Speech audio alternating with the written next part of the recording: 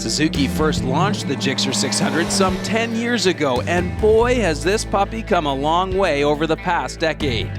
Throughout those years, both on pro and amateur road racing circuits around the world, Suzuki engineers have used the racetrack as their primary platform for R&D.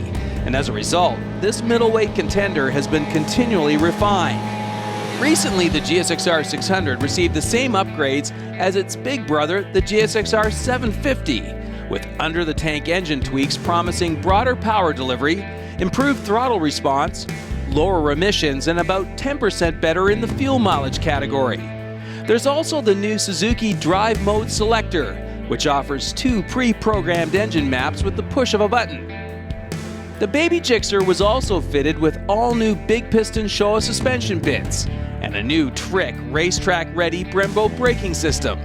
On paper, the bike looks fantastic. I mean, ready to rock. But how does it work out in the real world?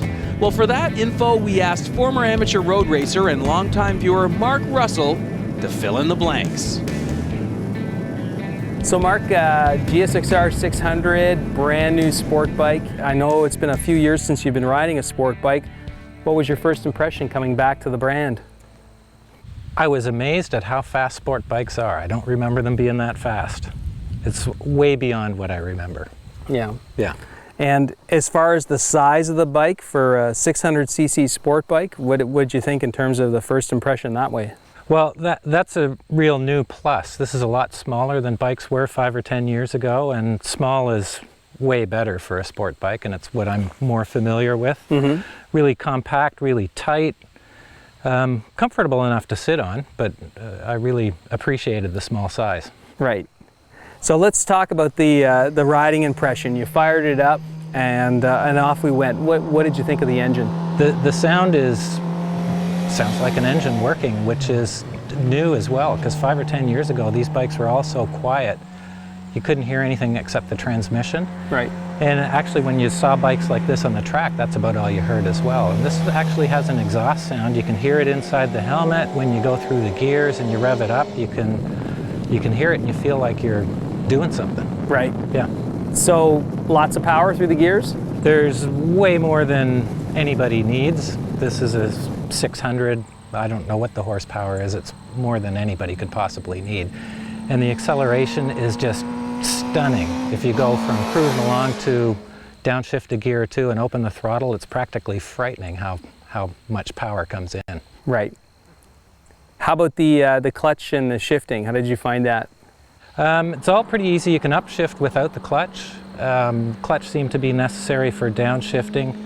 I fiddled around with the positioning of the shifter because I found that made a difference for comfort and fit, which was easy to do. You could use the tools in the seat and make adjustments that way. Yeah. Brakes, Brembo brakes up front, plenty of stopping power, feel. I'm sure you can stand it up on its front wheel with 2 fingers. Yeah. Yeah, I'm certain of that. Super good feel, good tire grip as well, so you can make use of all that brake. I have to confess, I didn't touch the back brake all day. Mm-hmm. It doesn't seem necessary. Right. Clearly this is built for single-purpose racetrack ready. But let's talk about the riding position, because of course on the track comfort really isn't a factor, but what about on the street? I was comfortable riding around. I did notice on the street there's one place to sit, and that's right up on the tank. There's lots of room to move back, but you just slide forward. There's no point. On the track you would push yourself back there and hold yourself there on a straightaway, but right. You feel more a part of the bike up there, mm-hmm. and it's comfortable enough. So really the comment is there's lots of room, but I'm not sure what it's for.